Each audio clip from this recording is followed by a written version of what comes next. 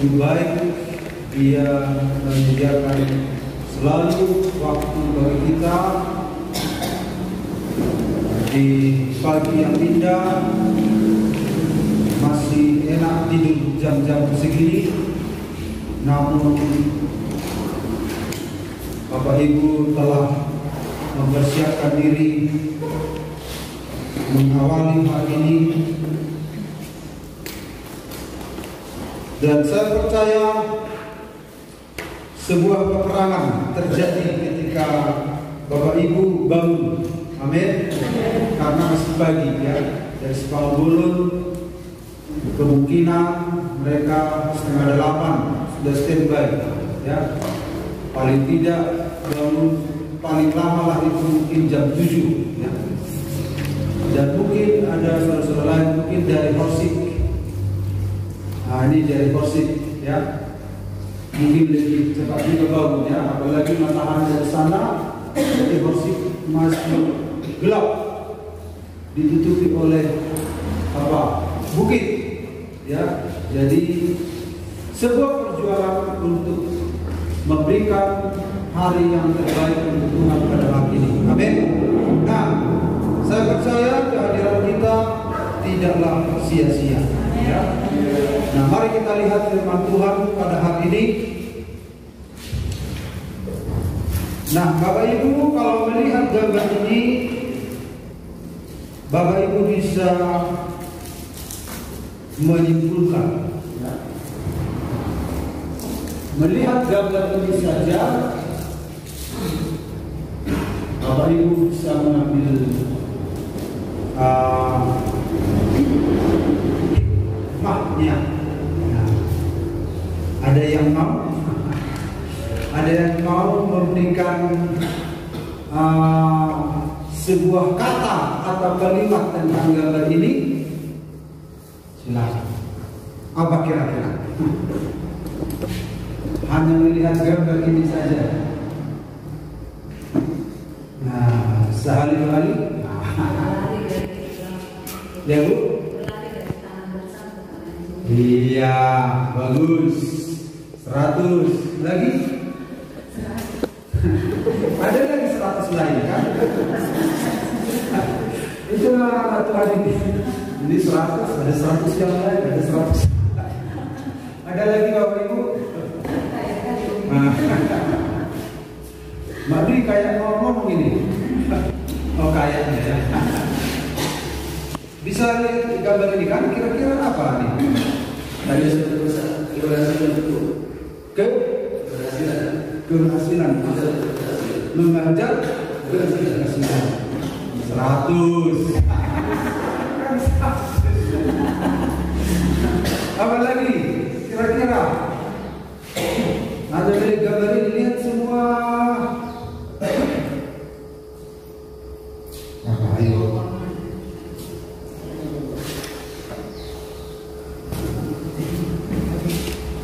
Bangkit dari gelap menuju terang. Bangkit dari gelap menuju terang. Aduh, 100. Pintar-pintar. Ada lagi yang 100 yang lain? Sampai finish. Sampai finish. Saya kali Pak 100.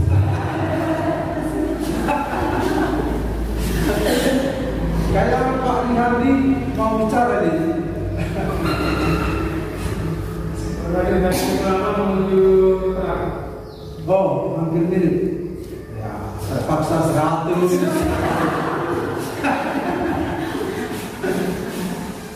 Kayaknya kaum muda ini mau bicara nih.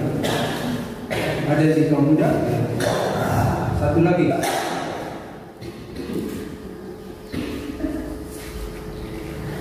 Kaum muda?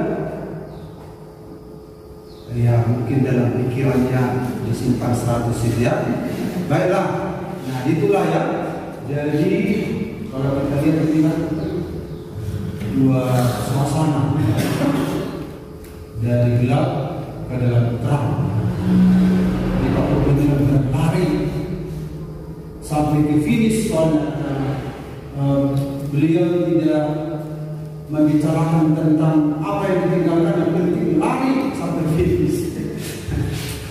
Nah begitu ya. Jadi, nah firman Tuhan hari ini dalam 2 Korintus 5:17. Jadi siapa yang ada di dalam Kristus, ia adalah ciptaan baru, yang lama sudah berlalu, sesungguhnya yang baru sudah datang.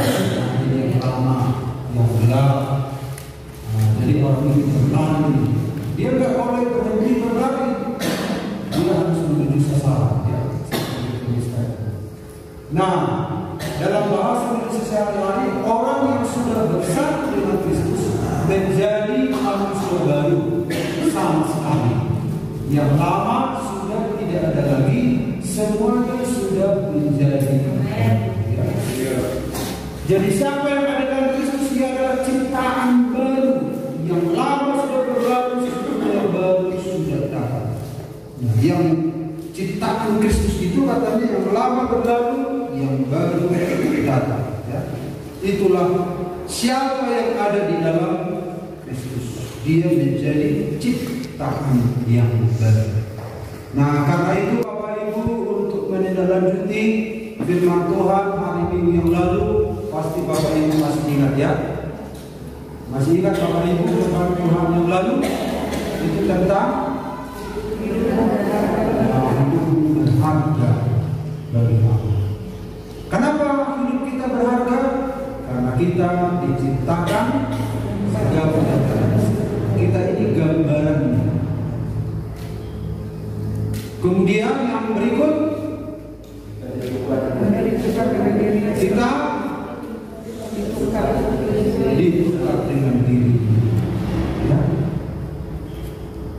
Jadi ada pertukaran. Jadi hanya di dalam kekristenan yang ada seperti ini ya, ada pertukaran. Kalau nggak ada pertukaran, semua agama kita hanyalah tindakan-tindakan yang hampa. Ya.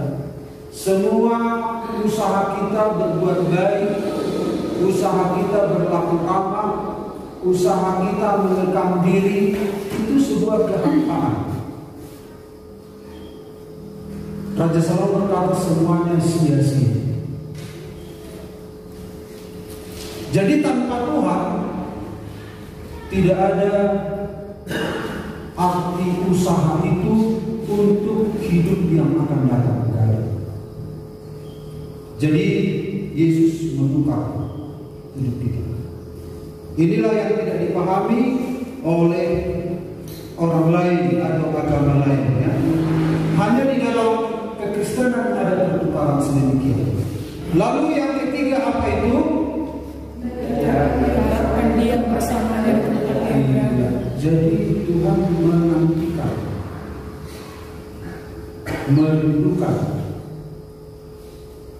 Dia berharap besar kita ini tinggal bersama dengan Dia.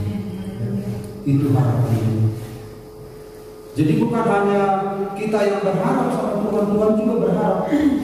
Dia berharap jangan sampai orang-orang binasa menuju kepada neraka yang kekal.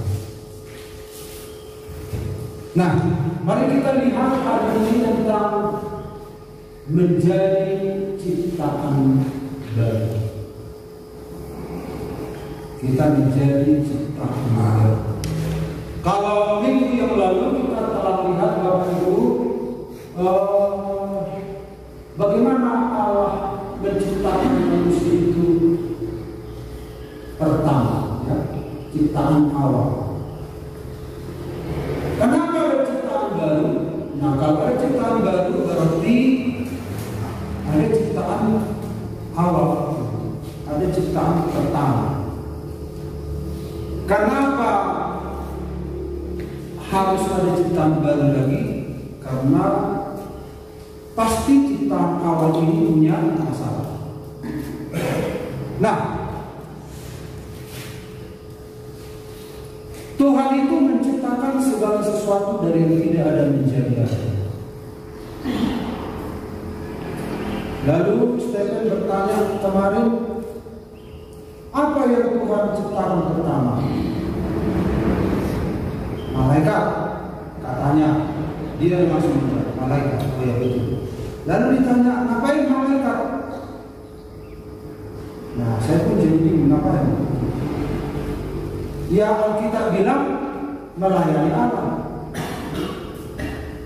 Ada di situ malaikat Mikael, Gabriel, Lucifer. Malaikat Mikael adalah pemimpin bala tentara surga. Memangnya ada keterangan sehingga ada pemimpin bala tentara surga? Itulah pertanyaan-pertanyaan. Kan belum ada keterangan waktu itu. Gabriel, kepala pemberitaan, memberitakan kepada siapa? Nah, iya. Jadi pekerjaan malaikat ini semakin jelas ketika adanya perubahan yang terjadi. Ya. Jadi pekerjaan malaikat ini makin tegas setelah perubahan yang terjadi ini, yaitu malaikat memberontak dan manusia jatuh berdosa, kemudian ada berita-berita yang disampaikan. Nah, jadi saudara-saudara, malaikat itu diciptakan dari nafas Allah. Kemudian Allah menciptakan langit dan bumi. Pada mulanya adalah firman, logos. Firman itu bersama-sama dengan Allah dan firman itu adalah Allah. Nah, kemudian dia menciptakan langit dan bumi dari yang tidak ada menjadi ada. Dalam bahasa Latin kalau nggak salah disebut creatio ex nihilo. Creatio itu kreasi, ex itu dari nihilo, nihil, dari kehampaan. Ya. Jadi Allah menciptakan segala sesuatu dari kehampaan, bukan dari bahan yang ada. Kalau kita kan menciptakan sesuatu dari bahan yang ada, lalu kita kembangkan. Misalnya tepung itu kan bahannya ada yang dari jagung, ada yang dari ubi. Setelah jadi tepung bisa jadi apa? Bisa jadi roti ini, roti ini, roti ini, roti ini, roti ini. Jadi kita nggak bisa menciptakan dari yang tidak ada menjadi ada. Yesus menciptakan dari yang tidak ada menjadi ada. Diciptakanlah hari pertama, hari kedua, hari ketiga, hari keempat, hari kelima, hari keenam. Dalam Kejadian mengatakan sungguh amat baik. Dan hari keenam Allah menciptakan manusia, dan hari yang ketujuh dia beristirahat. Nah, beristirahat bukan karena capek. Allah kan tidak bisa capek kan? Dia kan roh. Dia roh, ya. Dia tidak ada capeknya. Tapi apa yang dimaksud dia beristirahat? Dia berhenti. Berhenti artinya tidak sudah selesai masa penciptaan. Setelah itu tidak ada lagi ciptaan-ciptaan yang lain. Misalnya bunga kaktus belakangan diciptakan, bunga kamboja tahun sekian diciptakan, Tuhan enggak. Jadi semuanya itu diciptakan. Setelah selesai, baru dia berhenti.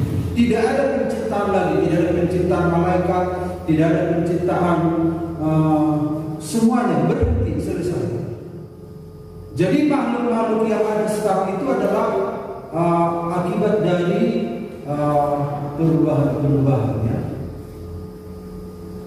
yang terjadi. Tapi Tuhan sudah selesai menciptakan. Demikian juga manusia. Manusia hanya sekali menciptakan. Tuhan menciptakan manusia sekali. Tetapi khusus untuk manusia, Tuhan menciptakan dua kali. Karena apa? Ada masalah. Nanti kita lihat. Makanya ada istilah ciptaan baru. Sementara jagat raya ini kan ciptaan baru. Hanya manusia yang mengalami ciptaan yang kedua kali. Karena khusus manusia ini ada masalah. Karena kenapa diciptakan ulang? Kenapa malaikat tidak ditebus? Padahal malaikat itu adalah punya kehendak bebas sama seperti kita. Alasannya adalah malaikat itu tidak segambar dan serupa dengan Allah. Kemudian malaikat itu adalah dalam kondisi sempurna. Nah, tapi khusus manusia Allah harus menciptakan ulang. Makanya ada lahir baru, lahir kembali, diciptakan ulang. Nah, mari kita lihat Bapak Ibu, ciptaan awal itu, saudara-saudara, dalam Kejadian 1 ayat 26 berfirmanlah Allah, baiklah kita menjadikan manusia menurut gambar dan rupa kita, supaya mereka berkuasa atas ikan-ikan di laut dan burung-burung di udara dan atas ternak dan atas seluruh bumi dan atas segala binatang melata yang merayap hidup. Malaikat tidak diberi kepercayaan untuk memerintah, tetapi manusia diberi kepercayaan untuk memerintah. Ternyata untuk memerintah haruslah Allah.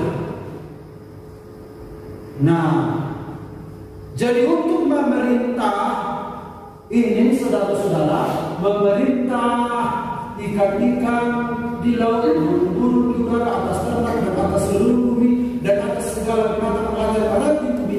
Untuk memerintah ini haruslah figur yang segambar dan serupa. Tidak bisa tidak, karena namanya memerintah. Makanya ada kerajaan Allah, pemerintahan Allah.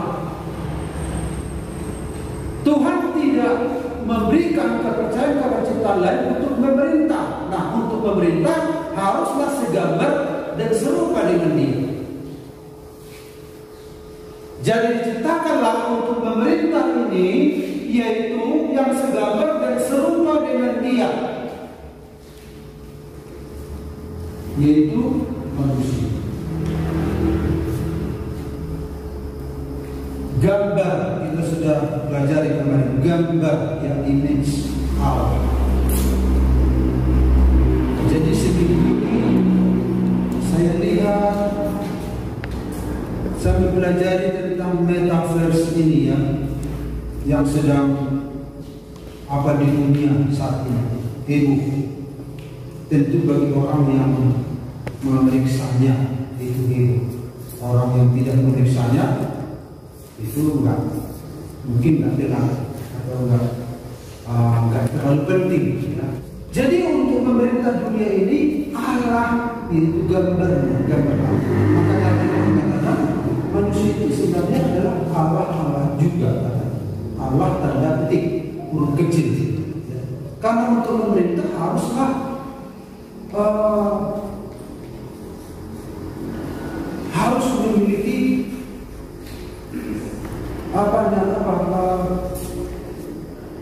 pemilik gambar itu. Kalau tidak memiliki itu, nggak ada wewenangnya, nggak ada kuasanya, nggak ada powernya, nggak ada otoritasnya. Makanya ketika manusia itu jatuh dalam dosa, iblis itu yang mengambil alih. Jadi manusia itu diberikan kunci, ya, diberikan kuasa, otoritas kepada manusia oleh Allah.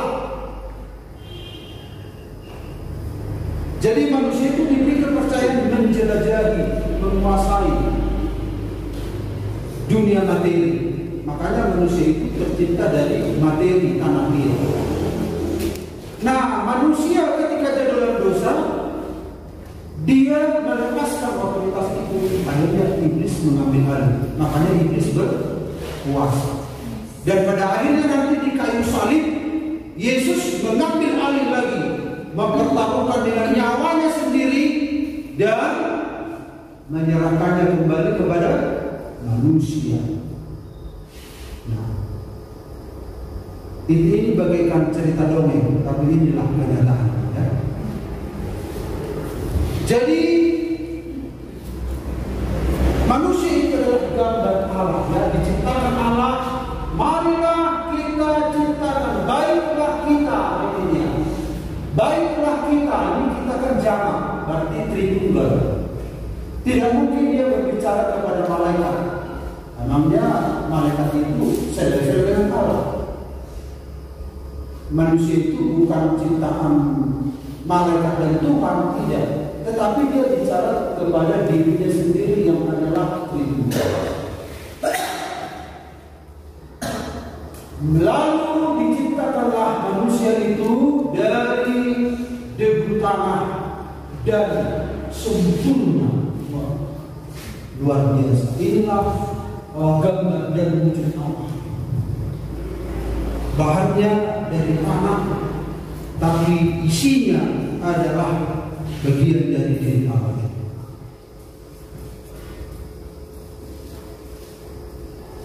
Jadi betapa hebat manusia itu, ya.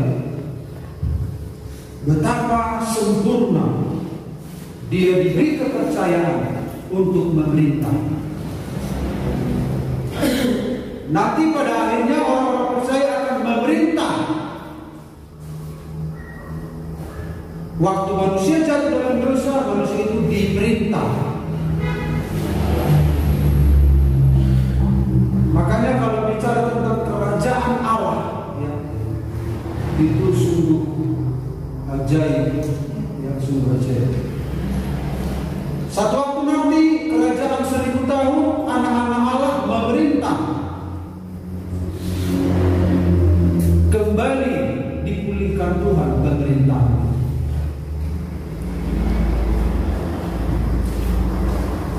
Kemudian kita lihat Bapak Ibu, manusia itu diciptakan sempurna,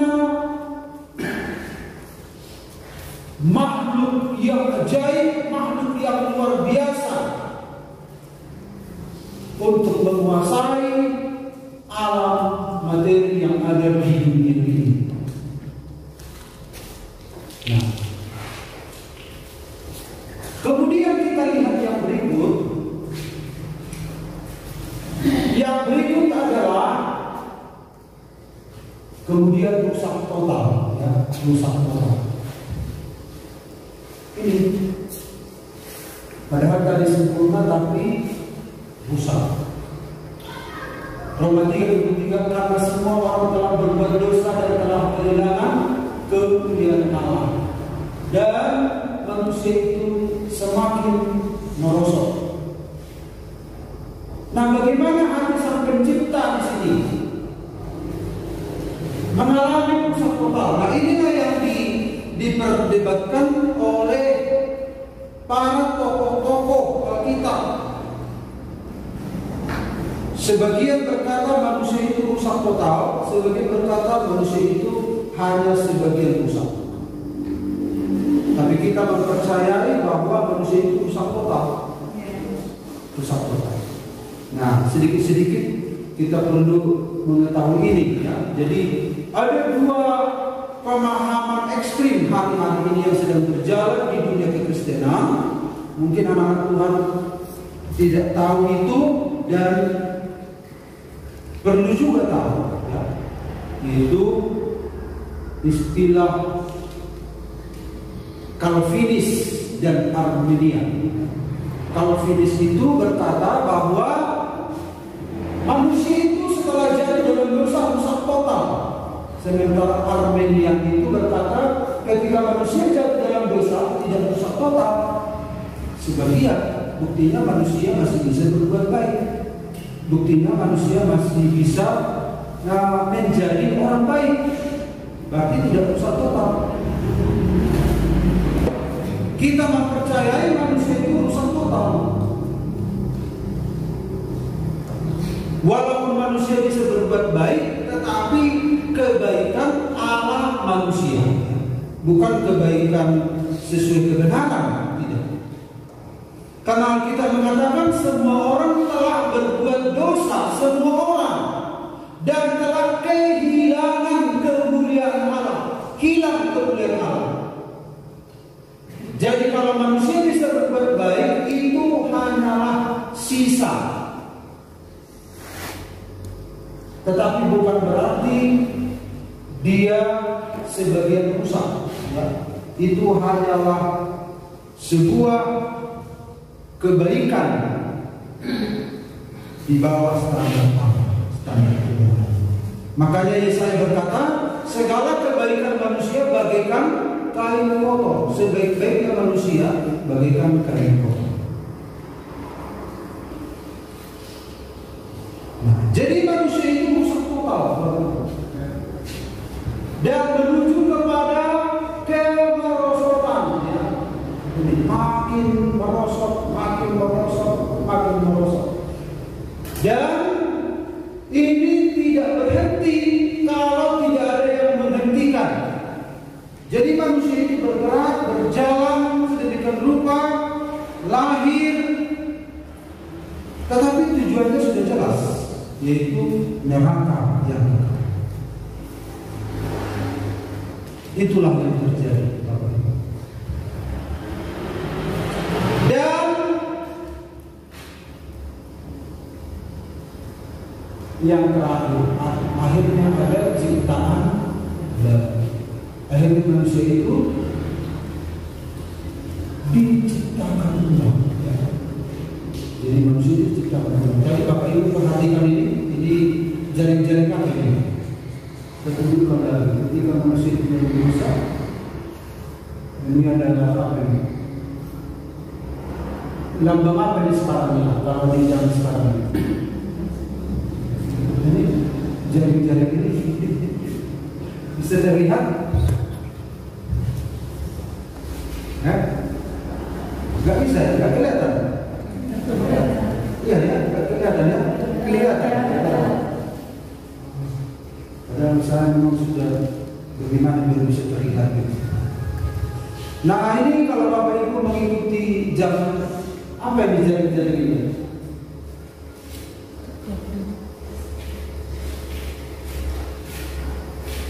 Apa ini? Kurang jelas ya Juli. Dekat kacamata begitu.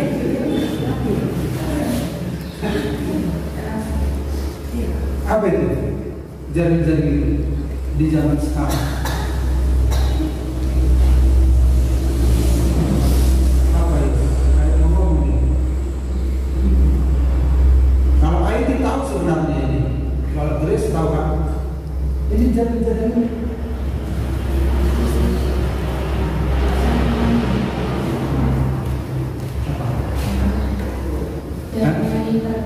Iya, apa? Koneksi.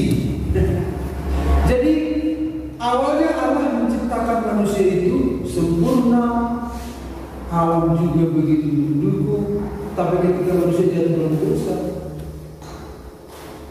ada koneksi-koneksi di sana, di sini. Itu membentuk manusia itu.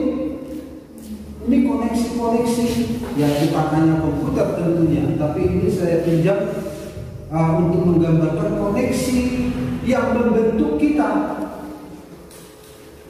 Jadi bukan image Allah lagi yang kita tampilkan, tapi banyak sekali dari dunia ini yang membentuk kehidupan kita. Membentuk kehidupan kita. Misalnya begini, si Hezkiel begitu bebas, begitu merdeka. Oh haleluya, puji Tuhan. Kan ke? Lalu ada orang yang Hezkiel itu, andai kata Hezkiel itu kalau Hezkiel kan sejujurnya gini. Coba kalau Hezkiel itu senyum lagi, pasti lebih ganteng. Kemudian kalau Hezkiel itu pakai baju merah, sepatu kuning, kayak artis. Akhirnya Hezkiel berpikir, begini saya nggak keren berarti. Akhirnya dia mencoba mempraktekkan apa yang dikatakan orang tadi. Akhirnya dia supaya orang senang, maka ketawanya jadi bagaimana tadi? Kemudian, mak beli dulu baju merah, sepatu kuning. Akhirnya dipakai. Jadi dia memetakan diri seperti keinginan orang. Jadi dia mempraktekkan imajinasi orang itu. Mengerti kan Bapak Ibu? Jadi dia Yehezkiel mempraktekkan imajinasi orang. Nah, dan kata orang lain lagi, Yehezkiel kok gitu? Dulu ketawanya begitu. Sebaiknya kalau Yehezkiel itu senyumnya biasa-biasa saja, misalnya begini, gitu. Dan itu Yehezkiel yang sebenarnya. Apalagi bajunya udah masa warna merah. Coba baju garis-garis. Kalau kau pakai baju garis-garis, pasti lebih banteng. Nah, sepatumu masa warna kuning? Jelek kali. Coba sepatu warna belang-belang, kemudian koyak sedikit, keren. Di zaman now, pemuda di zaman now. Makanya saya ini, ternyata saya menurut si A ganteng, menurut sana gak keren. Akhirnya Yehezkiel berusaha memenuhi image orang itu. Akhirnya apa? Senyumnya jadi tadinya begini, sekarang begitulah Yehezkiel terus. Supaya apa? Supaya ganteng dilihat orang yang barisan ngomong tadi. Kemudian apa lagi? Baju garis-garis, sepatu belang-belang dan dikoyak sedikit. Datang mamanya, kenapa kau koyak itu? Padahal baru dibeli mama itu. Aku ganteng kalau gitu katanya. Jadi Yehezkiel berusaha memetakan diri seperti image orang itu. Nah, jadi kita ini berpenampilan hanya untuk menerapkan image orang, makanya rusak. Makanya kita rusak. Jongjong salah, bundul salah, takdalan salah, sudah salah. Karena apa? Kita berusaha memenuhi keinginan orang. Padahal kita ini berharga di mana? Kita masih meminta nilai dari orang. Misalnya saya masih meminta nilai Pak Purba, berapa nilaimu? Pak Purba menilai saya. Pak, segini. Pak Bule, berapa Bapak menilai saya? Begitu. Kemudian Pak Cini berapa? Pak Cini bilang, Om. Pak Purba bilang, Pak Bule bilang, Om. Akhirnya saya salah. Gimana ini? Pak Cini bilang begini, Pak Purba. Akhirnya saya salah. Jadi saya dibentuk oleh apa kata orang. Saya nggak bebas lagi. Saya nggak merdeka lagi. Karena saya meminta harga dari orang. Padahal Tuhan sudah menetapkan harga kita.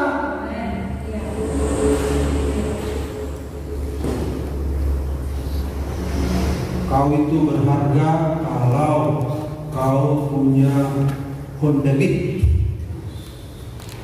Di zaman sekarang masa udah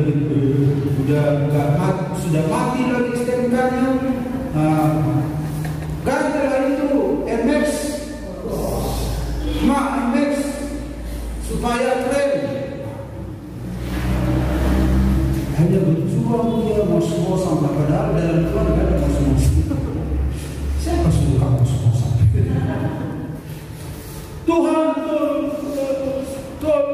supaya saya bisa ke Israel. Dia berdua berpuasa di hati. kalau kaki Israel kenapa banyak? Kenapa kau bebankan dirimu dengan hal-hal yang tidak berguna? Kata Tuhan. Jadi banyak kita ini saudara-saudara memiliki pergumulan yang hanya kita buat sendiri. Jadi masalah seringkali terjadi karena hal-hal yang tidak penting. Dalam Tuhan ini sebenarnya kita orang merdeka, karena kita ini adalah gambar Allah. Nah, jadi saudara-saudara, manusia itu telah rusak total, dan akhirnya kita diciptakan ulang. Kita diciptakan baru oleh Tuhan. Nah, karena kita ini buatan Allah, diciptakan dalam Kristus Yesus untuk melakukan pekerjaan baik yang dipersiapkan Allah sebelumnya. Ia mau supaya kita hidup di dalamnya. Ia mau supaya kita hidup di dalamnya. Yang bikin kita rusak, kita hidup di luar Dia. Kita nggak mau hidup dalam Dia. Kenapa Tuhan menyuruh kita taat? Karena memang itunya jalan satu-satunya untuk hidup di dalam Dia. Jadi kalau Tuhan taat kau, jangan anggap itu seperti sebuah siksaan. Karena memang itu jalan untuk mencapai kehendak Tuhan itu. Karena hanya itu, nggak ada jalan lain. Jadi jangan Bapak Ibu anggap ketaatan itu satu pemaksaan. Tidak, karena tidak ada jalan lain. Tidak ada jalan lain.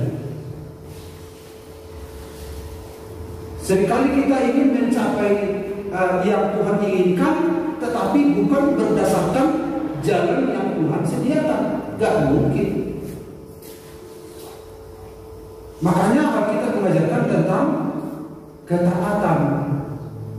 Karena taat itu adalah sebuah jalan. Nah, jadi supaya kita hidup di dalamnya, ya. Jadi kita ini buatan Allah, diciptakan dalam Kristus Yesus. Kita ini bukan buatan orang lain.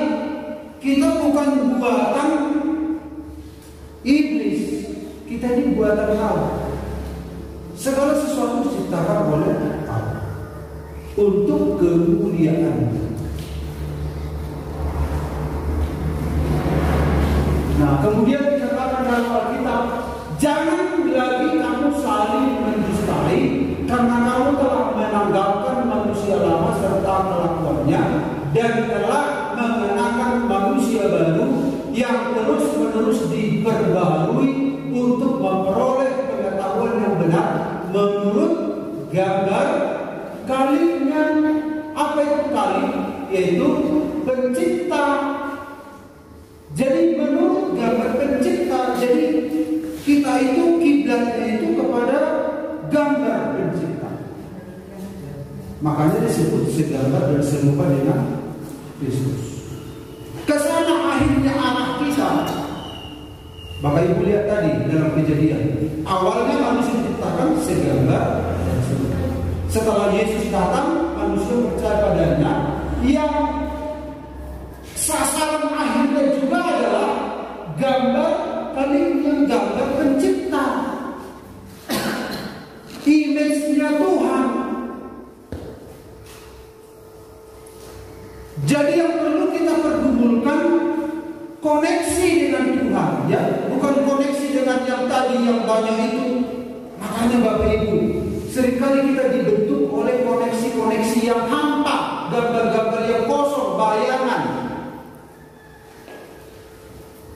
Bapak Ibu lihat, ini kan di YouTube. Di YouTube itu kan bayang. WA juga bayang. Semua bayang. Yang di sini bayang. Nah, yang bayangan-bayangan ini membentuk kita sesuai dengan gambar itu, image yang digambar ini. Kita dibentuk, diubah. Bapak Ibu pernah lihat yang naik sepeda motor kalau duduk di kiri? Pernah? Ini nyata dulu, tapi duduknya begini. Tapi membalap. Tapi kalau begitu duduknya, dia merasa tidak nyaman. Tapi yang melihat bagaimana? Aneh. Bisa duduk begitu naik kereta, gini.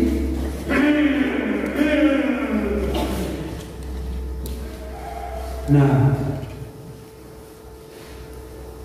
sekarang yang kita ikuti menurut kita atau menurut Tuhan? Mungkin menurut kita nyaman begitu, kok begini, tapi kan dari sudut pandang Tuhan kok aneh. Nah, kita itu sudah banyak miring-miringnya. Menurut kita nyaman di sana, kita nyaman, padahal menurut Tuhan sudah salah. Bukan begitu. Nyaman Tuhan begini. Sekarang masalah nyamanmu atau masalah penilaian? Yang menciptakan kau siapa? Masalah apa yang kau mau, apa yang aku mau? Ya kalau masalah yang kau mau, ya udah. Nah, makanya disebut oleh Paulus yang terus-menerus diperbarui untuk memperoleh pengetahuan yang benar menurut gambar Khalik pencipta. Jadi kita harus banyak berkoneksi dengan dia. Semakin lama semakin kita semakin mirip. Jadi kalau koneksi kita dengan gambar-gambar dunia ini, kita menghabiskan tenaga untuk membentuk diri kita sesuai dengan gambar-gambar itu, makanya rusak, merosot. Makanya banyaklah merenungkan firman, membaca firman, hidup dalam kebenaran. Itu adalah sebuah usaha supaya koneksi saudara dengan Sang Khalik itu semakin sempurna. Hanya untuk membedakan, apalagi di WA kan, tidak jelas di situ titik koma, nggak jelas di situ emosi seseorang.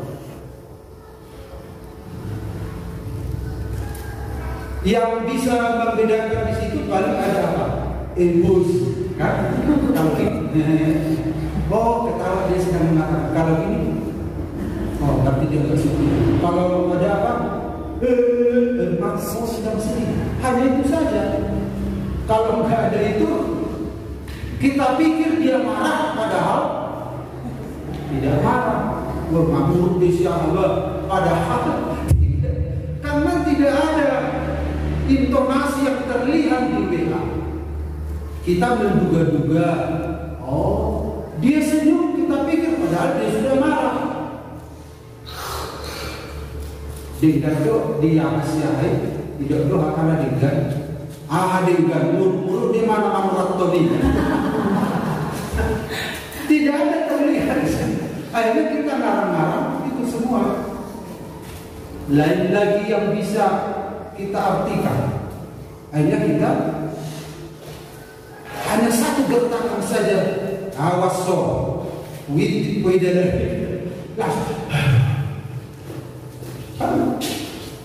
ini kan hanya apa? Gambar yang tidak nyata, tapi sikap kita sudah diubah.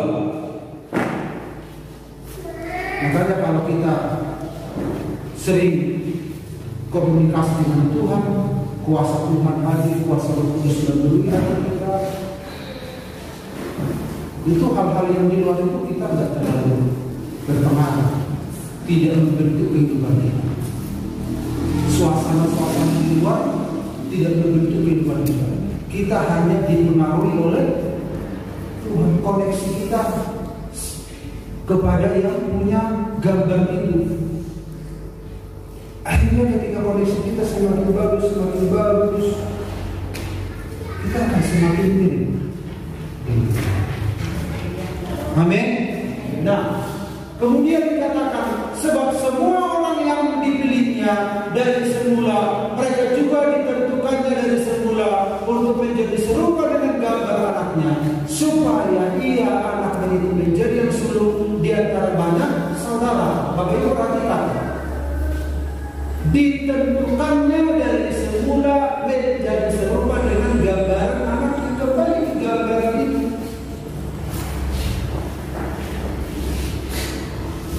Tuhan mau Dia yang membentuk kita.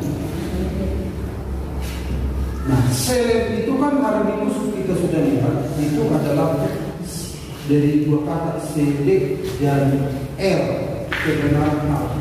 Jadi manusia itu adalah kebenaran Allah sebenarnya.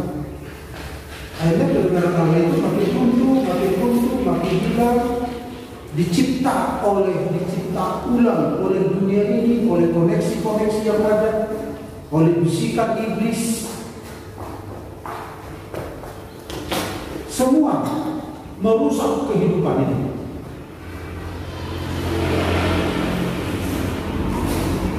Nah, makanya akhirnya kita dipulihkan hubungan kita dengan Allah, dan sasarannya adalah menjadi serupa dengan gambaran anak. Itu yang Tuhan inginkan dalam kehidupan kita. Dan Yohanes 14:3, orang-orang yang memiliki image Allah ini, gambar Allah ini, kebenaran ini, memiliki kebenaran Kristus dalam hidupnya, dan dia menjadi orang yang pulih, maka memenuhi syarat untuk masuk ke dalam kerajaan Allah. Pernah saya katakan kepada kita, surga itu menyeleksi orang-orang yang bisa diam di dalamnya. Jadi surga itu menyeleksi orang-orang yang memenuhi syarat diam di dalamnya. Siapa yang tinggal di surga? Yesus. Jadi Yesus sudah menetapkan syarat untuk tinggal di sana. Nah, bagaimana supaya kita bisa memenuhi syarat di sana? Harus memenuhi syarat seperti Yesus. Makanya Yesus mengatakan, dan apabila aku telah pergi ke situ dan telah menyediakan tempat bagimu, aku akan datang kembali dan membawa kamu ke tempatmu, supaya di tempat di mana aku berada, kamu pun berada. Jadi kita bukan orang yang sudah sempurna, tapi sedang disempurnakan. Jadi Tuhan Yesus melihat andai kata tidak ada waktu lagi, Yesus itu sudah melihat hasil akhir dari perjalanan orang ini. Hanya waktu yang tidak memungkinkan, karena waktu sudah begitu banyak diberikan kepada kita. Nah, Tuhan itu maha tahu, ya. Omniscience. Tuhan itu maha tahu. Dia tahu orang-orang yang bakal memenuhi syarat untuk tinggal dalam kerajaannya.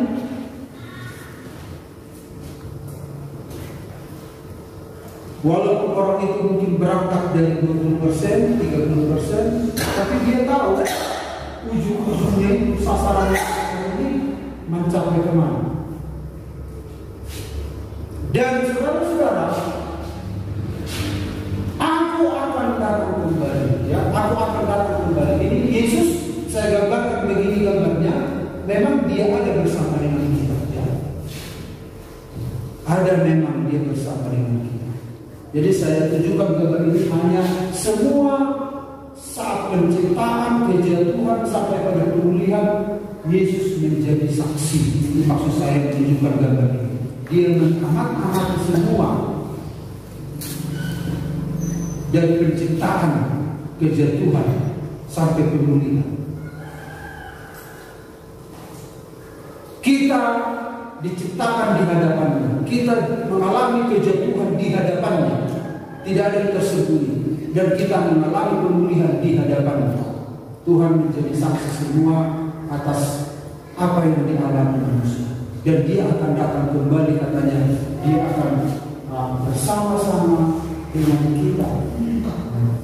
Makanya satu waktu dia akan datang kembali, lalu dia akan membawa kita ke surga. Makanya kembali ke rumah Bapa. Jadi kalau orang yang meninggal itu belum ke rumah Bapa, beristirahat dalam damai. Di mana beristirahat? Di Firdaus. Nanti kalau Yesus datang, baru Dia akan membawa kita ke rumah Bapa. Nah, betapa hebat karya Tuhan dalam hidup kita. Amin. Benar-benar saudara saya berharap di mata Tuhan. Kami itu nanti nyanyikan nyanyian lagu yang mirip